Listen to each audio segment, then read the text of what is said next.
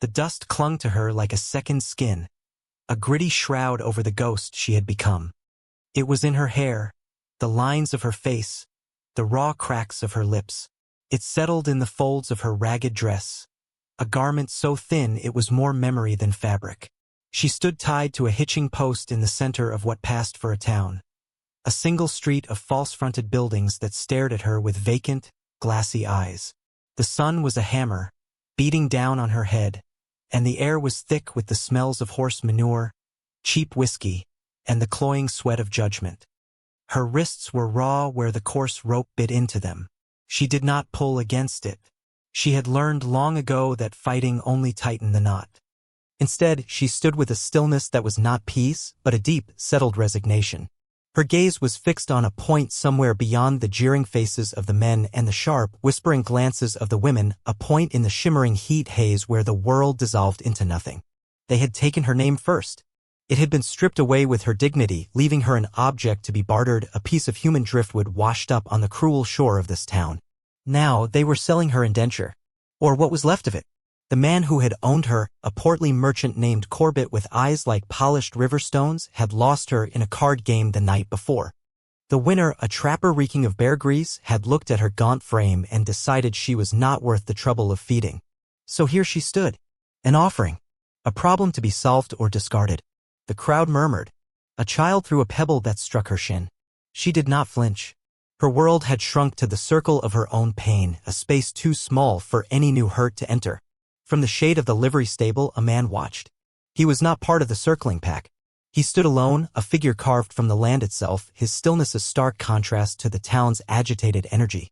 His face was a map of sun and sorrow, the high cheekbones and strong jaw speaking of Apache blood, his eyes carrying the quiet weight of whole winters spent alone. His name was Elias. He was a widower, a man whose heart had been buried with his wife, Nalin, on a low hill overlooking his isolated homestead.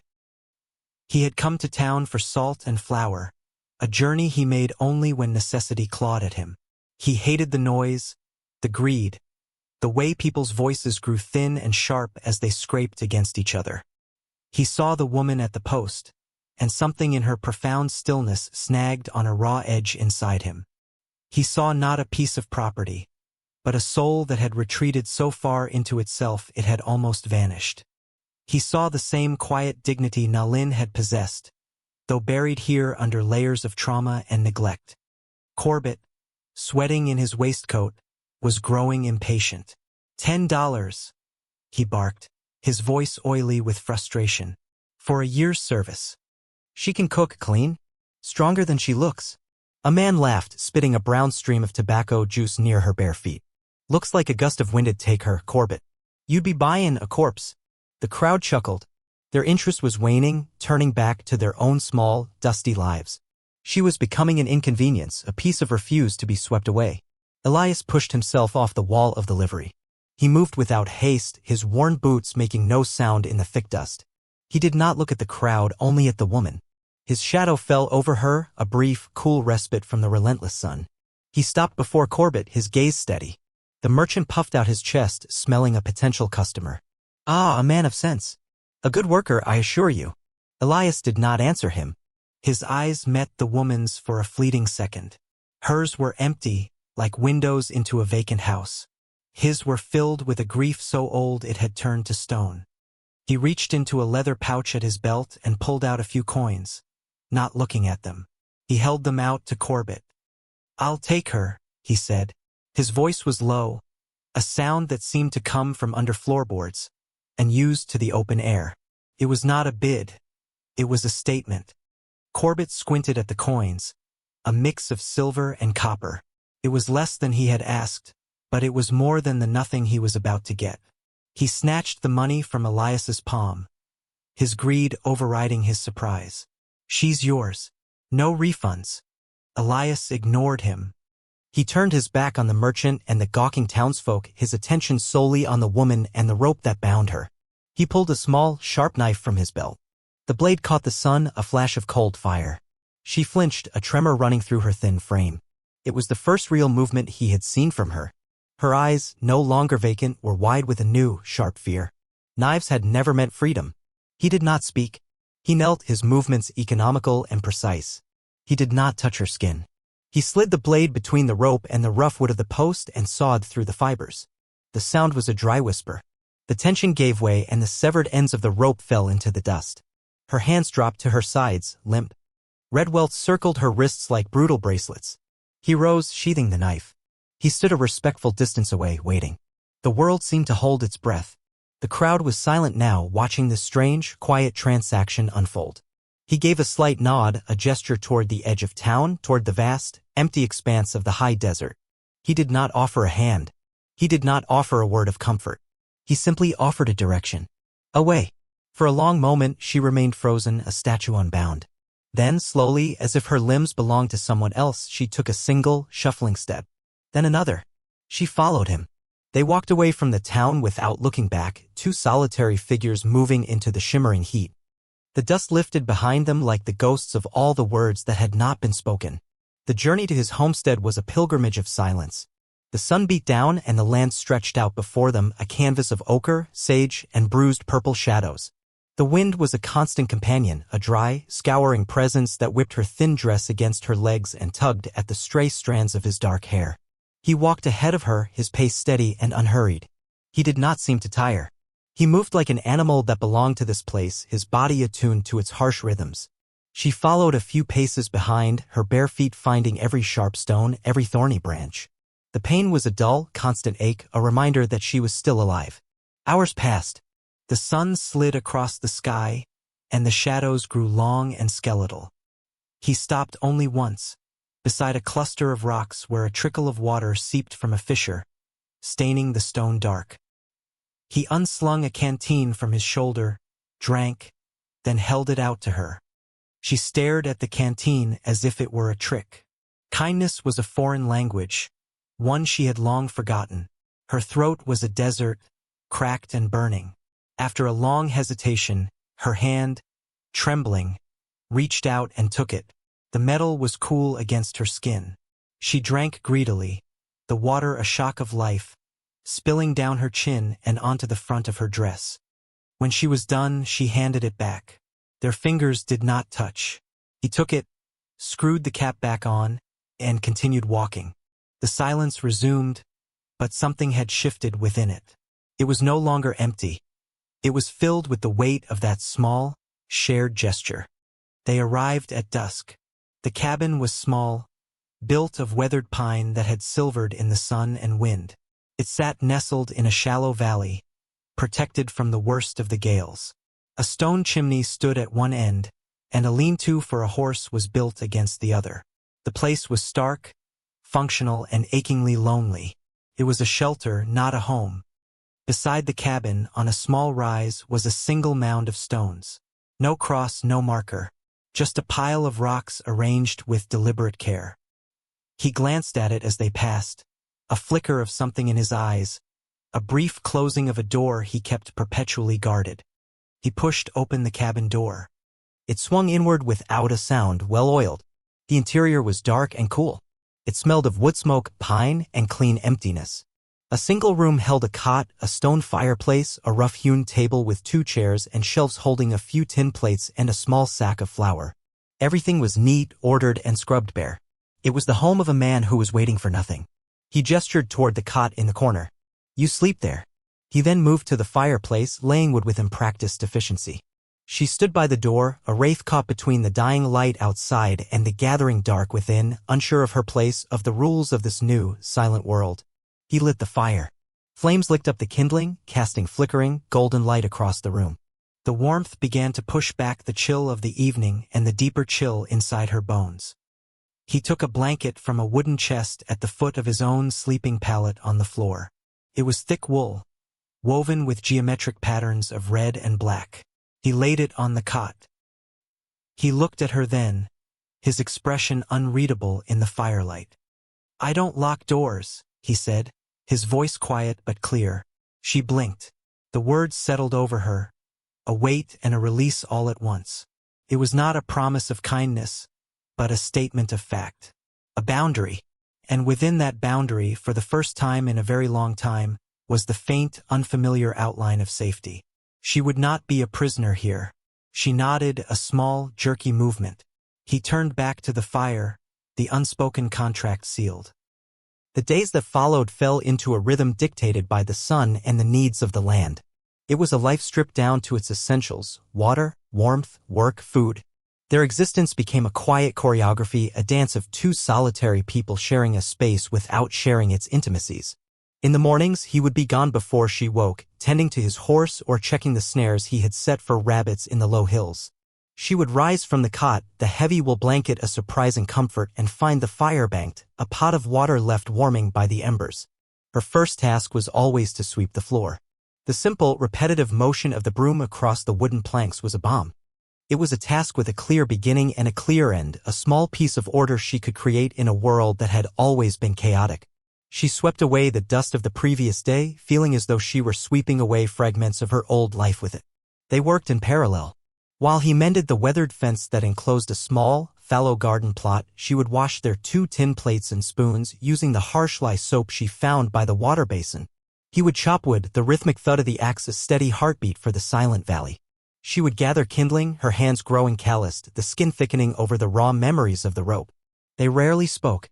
Words felt like stones thrown into a still pond, and neither of them seemed willing to disturb the surface. Yet, they communicated. A nod from him meant the water bucket needed filling from the spring. A plate of food left on the table by her was a question, an empty plate left in the basin was the answer. Section he observed her. He saw the way she flinched from sudden movements, the way she never let her back be to the open door. He saw the slow return of life to her eyes, like a winter landscape thawing patch by patch. He noticed her hands, which were no longer just for enduring but for doing. They learned to knead dough, to stitch a tear in his shirt with a clumsy but determined needle, to coax a tiny green shoot from the hard-packed earth of the garden. She observed him. She saw the way he carried his shoulders as if bracing against a constant wind.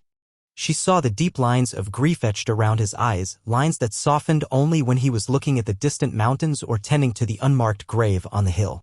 She saw the quiet competence in his hands, whether he was skinning a rabbit, setting a splint on a broken fence post, or carving a piece of wood into something functional. He was a man made of purpose and sorrow. One afternoon, she saw him standing by the grave, his head bowed. The wind whipped his dark hair across his face. When he walked back to the cabin, the emptiness in him seemed vaster than the sky. The next morning, before he rose, she took a single, stubborn wildflower that had pushed its way through the cracked earth near the spring and placed it on the pile of stones. She did not know who was buried there, but she knew what it was to lose something. When he returned for his midday meal, he said nothing, but he paused before entering the cabin, his gaze fixed on that small spot of purple on the hill. A week later, he came back from his trap line and tossed a heavy bundle onto the table. It was a wolf pelt, thick and gray. He spent the evening scraping it, treating it, his movements methodical. He worked late into the night, long after she had retreated to her cot. The next evening, he left a shawl on her cot. It was not the wolf pelt. It was softer, made of woven wool, deep blue and worn with use. It smelled faintly of him and of something else, something floral and long-faded. She knew, without being told, that it had belonged to the woman on the hill. She wrapped it around her shoulders. The warmth was more than just wool deep. It was a shield. Another day, she tried to bake bread. He had left the flour sack open, a silent invitation. The result was a small, dense loaf as hard as a river stone. She left it on the table, a monument to her failure, and hid her burning face in her work outside. When he came in, he picked it up, weighed it in his hand, and broke a piece off with a crack. He chewed it thoughtfully, his jaw working. He said nothing. The next day, he was the one who mixed the flour and water. He worked the dough with an efficiency that surprised her, his powerful hands gentle and sure. The scent of baking bread filled the small cabin, a smell of life and sustenance. When it was done, he cut 2 thick slices. He handed one to her. It was warm, soft, perfect. He took a bite of his own slice and chewed. He looked at her, and the barest hint of a smile touched the corner of his mouth. "Little dry," he said, his voice a low rumble. She looked down at her own slice, then back at him. "You didn't complain about mine." The smile reached his eyes. "That loaf died in vain. Didn't seem right to speak ill of the dead."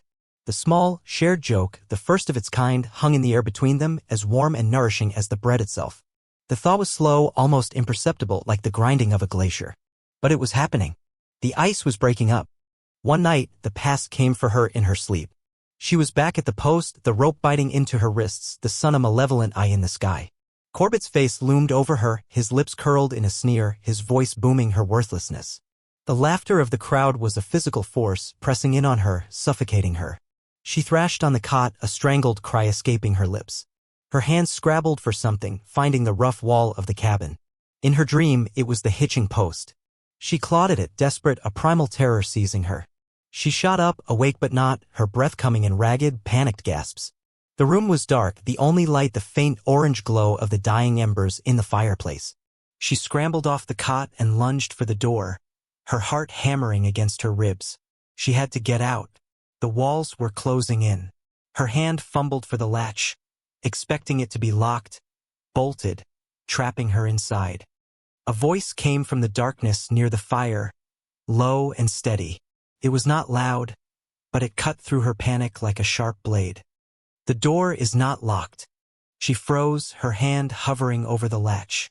The words echoed his first promise. I don't lock doors. He did not move from his pallet on the floor.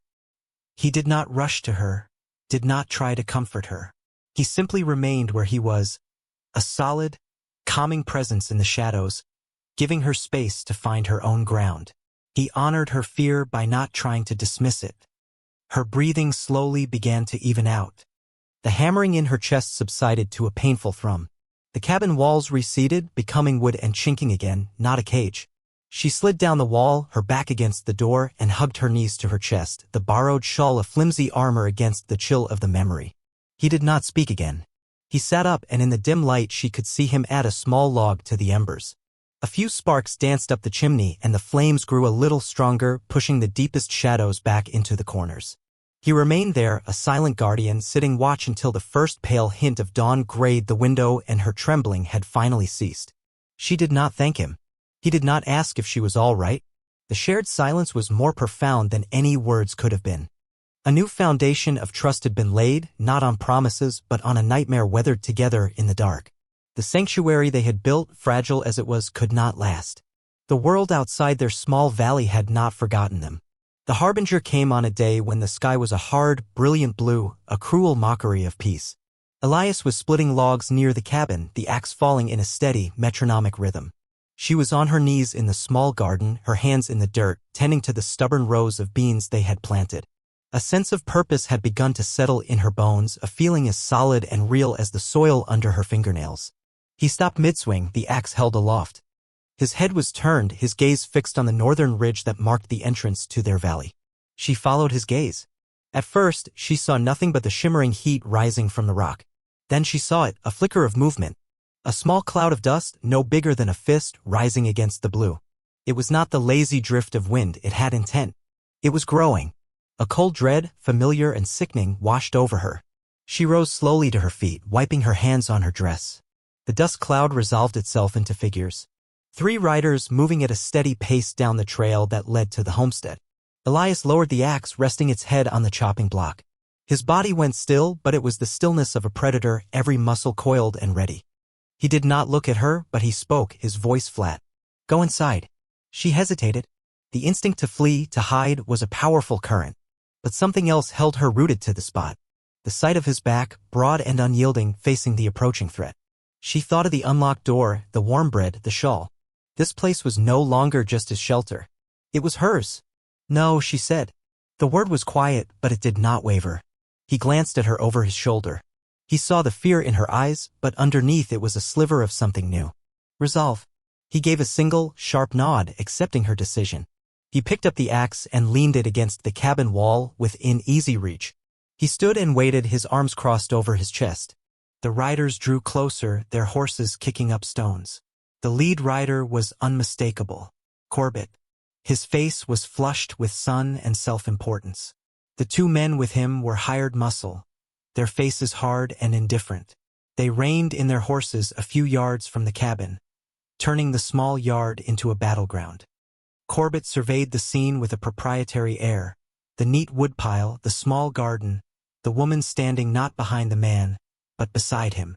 A flicker of annoyance crossed his features. Well now, he began, his voice oozing a false heartiness that didn't reach his cold eyes. Looks like you've been putting my property to good use. He directed the comment at Elias. but his gaze slid over to her, appraising and dismissive. "She is not property," Elias said. The words were stones dropped into the silence. Corbett laughed, a short, ugly bark. "I have a bill of sale says otherwise. Her indenture was mine to dispose of. You paid for her services, not her person. The agreement was for labor which you've had. Now I'm here to collect what's mine." "The debt is paid," Elias stated, his voice dangerously calm. "She is free." "Free?" Corbett scoffed, gesturing around the valley. "Free to do what? Starve out here with you? I have a new arrangement for her. A Mr. Blackwood from the next county. A man of means. He's willing to pay a handsome price. Far more than the pittance you threw at me. He saw her not as a person, but as a commodity whose value had appreciated." "She is not for sale," Elias said. He took a half-step forward, subtly positioning himself more fully between Corbett and her. The movement was slight, but it was an unbreachable line drawn in the dust. Corbett's face hardened, the veneer of civility cracking. "I'm not asking. I'm telling you. I own her contract. That's the law. Now step aside before this gets unpleasant." One of the hired men shifted in his saddle, his hand drifting near the pistol on his hip. The wind picked up, swirling dust around their feet. The valley was silent, watching. She felt the old terror rise, the feeling of being a helpless object caught between the wills of powerful men. But this time something was different. This time someone stood with her. This time she had swept the floor of this house, planted seeds in its soil, felt the warmth of its fire. Corbett dismounted, his boots crunching on the gravel. He took a step toward Elias, his hand outstretched as if to push him aside. "I've had enough of this foolishness." It happened quickly. As Corbett moved, Elias did not raise a hand. He simply stood his ground, a rock against which Corbett's arrogance would break. But it was her action that changed the world. She stepped out from behind Elias's shoulder. In her hand, she gripped a small garden trowel, its metal edge sharp, its wooden handle solid. It was not a weapon of war, but it was hers. Her eyes, no longer empty or fearful, burned with a cold, clear fire. She looked directly at Corbett. Her voice, when it came, was not the whisper he might have remembered. It was low and rusted from disuse, but it was clear and carried the weight of her entire being. "No." The word struck Corbett with more force than a physical blow. He stopped, his mouth falling slightly open. He stared at her as if seeing her for the first time. The object had spoken. Elias's gaze flickered to her for a fraction of a second, and in his eyes was a flash of fierce pride. He did not move, did not speak. This was her battle to fight. Corbett recovered, his shock turning to rage. "You insolent." He lunged for her. Before he could take a second step, Elias moved. He was not a rock anymore, he was lightning. He seized Corbett's wrist in a grip of iron, twisting it until the bigger man cried out in pain and stumbled to his knees. "You will not touch her," Elias said, his voice a lethal whisper. "You will get on your horse. And you will leave this valley and never return." The two hired men watched, their hands still, their expressions uncertain. They were paid to intimidate, not to fight a man who moved with such quiet, deadly certainty for a cause that was suddenly not about property, but about honor. They saw the look in Elias's eyes and knew this was a fight they would not win. Elias released Corbett's wrist, shoving him back. The merchant scrambled to his feet, cradling his hand, his face a mask of humiliation and fury. He shot a venomous glare at her, then at Elias. "This isn't over," he snarled, but his threat was hollow. The balance of power had irrevocably shifted. He mounted his horse, yanked on the reins, and galloped away, his men following close behind, leaving only a cloud of settling dust and a profound, ringing silence. They stood together in the aftermath, the dust settling around them. The threat was gone, but the echo of it remained. She was still holding the trowel, her knuckles white.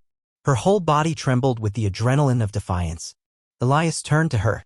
He gently took the trowel from her hand and set it on the ground. His eyes searched her face. "You were scared," he said. It was not a question. "Yes," she whispered, her voice cracking. "But I did not run." A slow, deep understanding passed between them.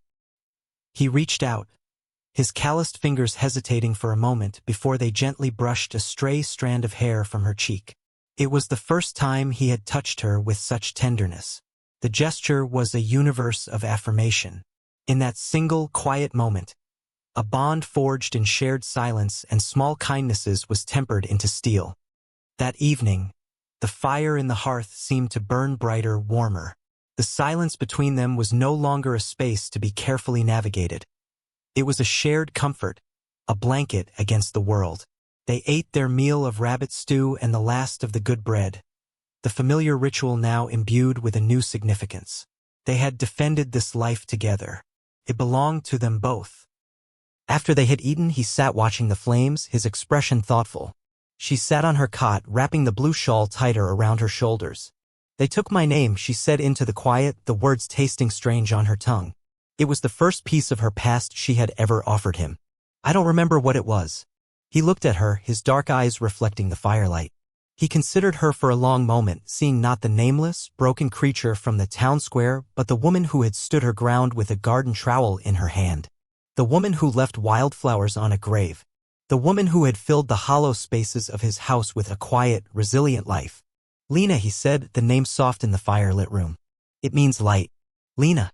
She tested the name in her mind. It felt new and clean, like fresh linen. It was not a name burdened by the past, but a name that held the promise of a future. It was a gift, the greatest he could have given her. She looked at him, and for the first time she smiled. A real smile, one that reached her eyes and lit them from within. The next morning he did something strange. He took the tattered, filthy dress she had been wearing when she arrived, which she had folded and tucked away under her cot, and he carried it outside. He built a small, separate fire, and without ceremony he laid the garment on the flames. They watched together as the rags curled, blackened, and turned to ash. The smoke drifted up into the clear morning sky and disappeared. It was a funeral for the woman who had been tied to a post, a final release. A symbolic death that made way for a new life. When the last of it was gone, he stamped out the embers. The air smelled clean. Their life settled into a new rhythm, one of peace and permanence. He taught her the names of the plants, the tracks of the animals.